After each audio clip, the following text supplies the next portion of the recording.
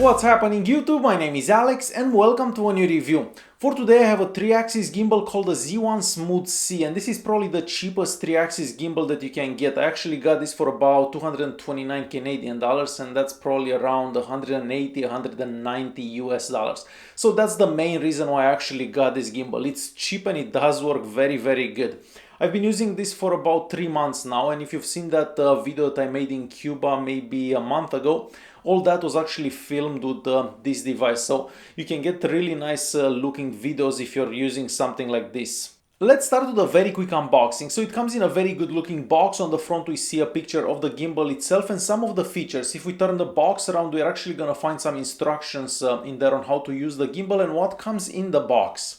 Inside the box you're gonna find the user manual, and the user manual is actually very useful, so make sure that you actually look through the user manual, because otherwise you may have difficulties using the gimbal.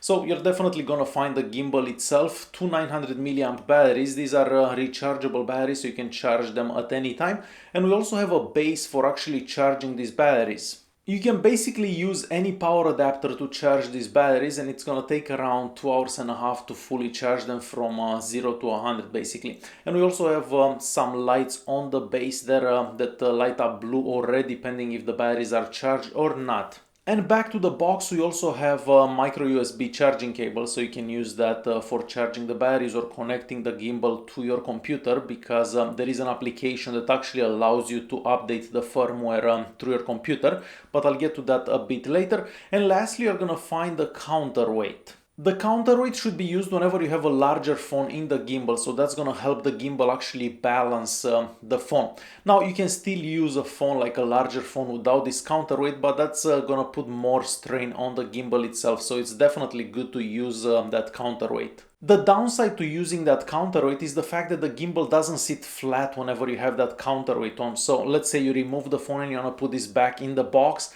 Well, you have to actually remove that counterweight, because otherwise the gimbal doesn't sit flat. And well, most of the time I'm worried that it's gonna get damaged if I just put it in like that. So always remove that counterweight whenever you're storing the gimbal. The gimbal itself, it's made out of metal, well, pretty much everything except for the part that actually holds the phone right there. That one, it's actually made out of plastic, but maybe that's a good thing, because this way it's not gonna scratch your phone or anything like that. And I even dropped this gimbal once and nothing happened to it. I guess I was lucky, but it's not as fragile as it looks.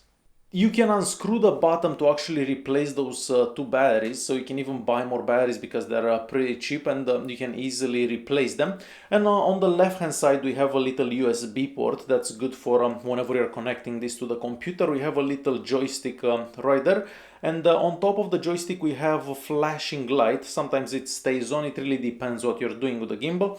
And on the right hand side you're gonna find the power button. The phone holder, it's made out of plastic and it will fit any phone up to 6 inches, so you can even fit like an iPhone 7 Plus or like a Note 5 or even an older Note 7, since I actually have one of those, but you can basically fit any phone up to 6 inches. This gimbal has 3 modes. So the first one, it's called the pan following mode. So this one, it's the one that I use the most. So basically the gimbal just follows whatever you're doing. So if you're turning to the right, the gimbal will turn to the right, and so on.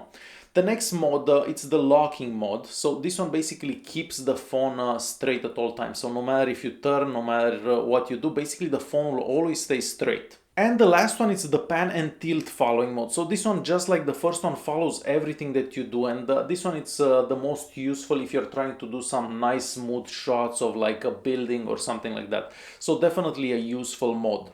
Switching between those modes, it's super simple. So all you have to do is press on the joystick once or twice depending what mode you want to go into. Depending what mode you are into, you can basically pan and tilt the phone from the little joystick, so that could definitely help you if you have this sitting on a tripod or something like that to take some nice smooth shots. I forgot to mention this earlier, but at the bottom here we actually have a 1/4 inch screw thread, so you can basically put this on any tripod, and that's helpful if you're doing like a vlog or something like that, or you just want to record something with the phone sitting straight. So you can definitely use like a tripod or a selfie stick or anything like that attached to the bottom here. You can even upgrade the firmware on this gimbal, so it's super easy to do so. All you have to do is basically download the app from their website, so the manufacturer's website, and it depends if you have a Windows or a Mac computer, and you just follow the steps there. You're just gonna download the firmware, and it's super easy to do so. It literally takes like less than 3 minutes.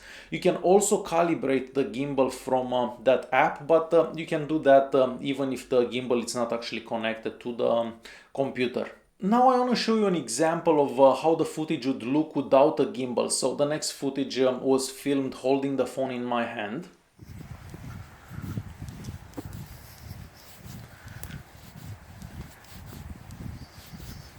And next I want to show you how that would look with a gimbal. So a very big difference whenever you're actually using a gimbal for recording.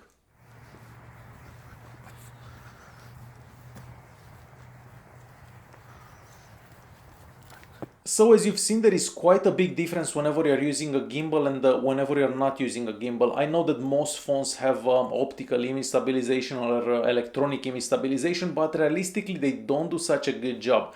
So having a gimbal could definitely improve the quality of your videos. Now I want to show you a few other clips that I've recorded using this gimbal, so you can see for yourself the results that you could get whenever you're using a gimbal. So a very big difference for using one and not using one.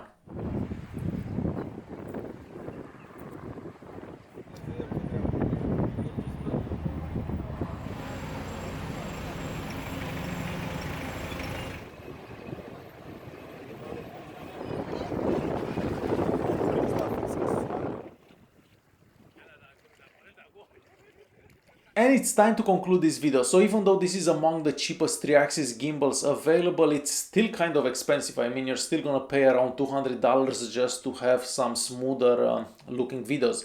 And it really depends from person to person and how important it is for you to actually have that footage. I mean, you can just hold the phone and walk very slowly and you can still get okay-ish looking results. So it really depends from person to person. But for me personally, it's definitely worth it because I film a lot and I use my phone a lot, but not everyone is doing the same, and spending $200 on basically something that you can just use with your phone, it may not be worth it. So it really depends from person to person.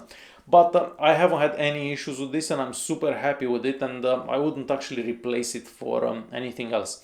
Alright guys, thanks for watching. Hopefully you enjoyed this video. If you did like it, don't forget to press that like button. Don't forget to subscribe, and I'll see you in the next one. Thanks for watching.